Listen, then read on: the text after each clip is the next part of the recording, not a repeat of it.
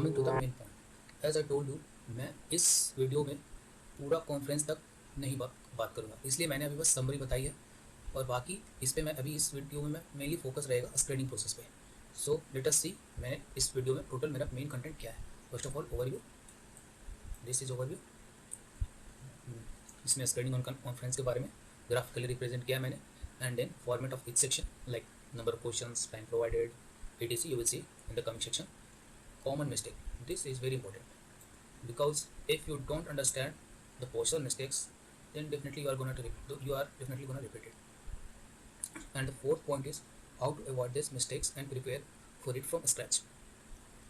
हर कोई मिस्टेक करता है, बट अगर आपको पता हो कि उस मिस्टेक्स को हम कैसे अवॉइड कर सकते हैं, then it will be really helpful and fruitful for you.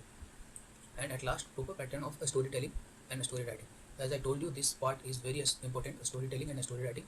Screening process के बाद भी अगर आपने इस पे काम किया है, then डेफिनेटली आपको जी group planning exercise, lecture and TAT and GD, यहाँ पे आपको काफ़ी बेनिफिट्स मिलने वाले इस प्रोसेस, इस वाले स्टोरी टेलिंग और स्टोरी राइटिंग पार्ट पे फोकस करने से.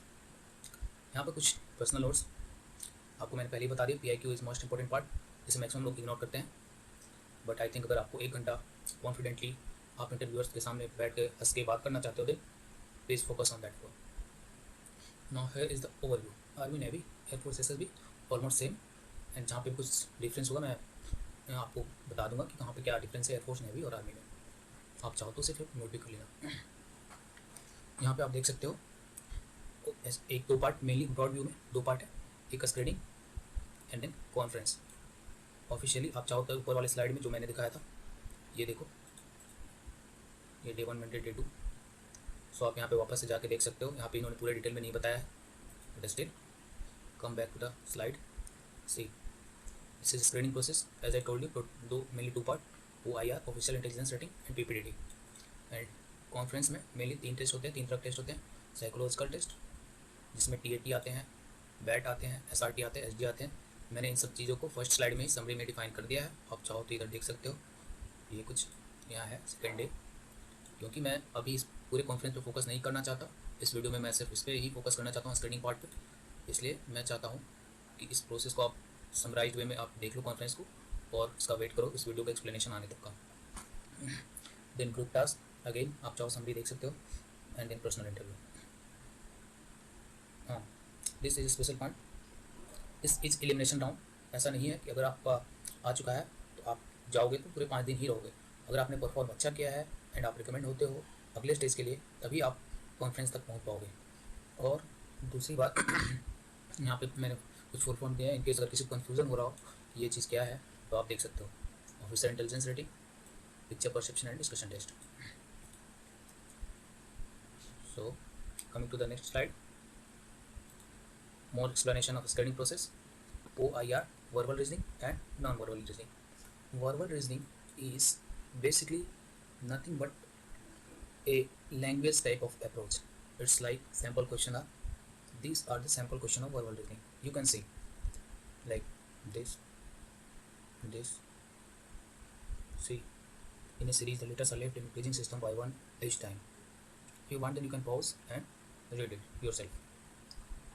Same sample non verbal questions. अब आपने एक चीज़ नोटिस किया होगा, नॉन वर्बल में कोई भी वर्ड नहीं है. आपको जस्ट एक पिक्चर से पिक्चराइज वे में, पिक्चराइज तरीके से आपको एक पजल सॉल्व करना है.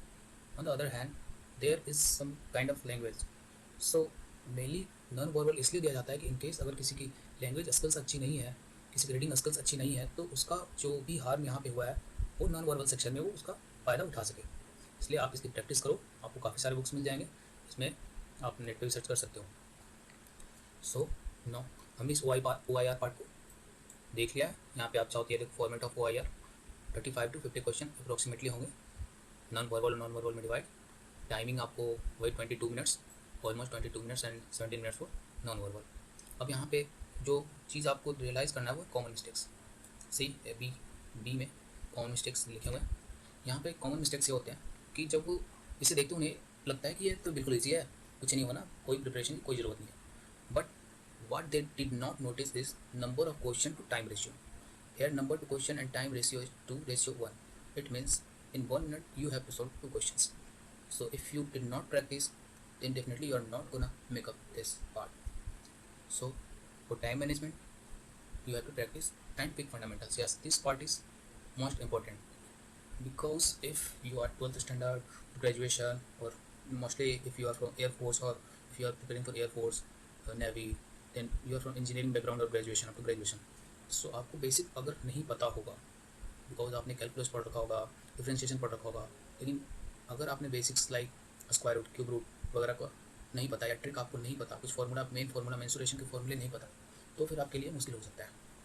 सो अब हमने ये कॉमन मिस्टेक्स को देख लिया, हमें क्या क्या मिस्टेक्स है, अब हम देखेंगे how to avoid it. So first of all, practice reasoning with time consideration, this is most important. अच्छा, रीजनिंग को सिर्फ प्रैक्टिस करने से कुछ नहीं होना जब तक आप टाइम को कंसिडर नहीं करते हो। And then brush up fundamental mathematics formula, जो कि मैंने पहले ही बता दिया आपको।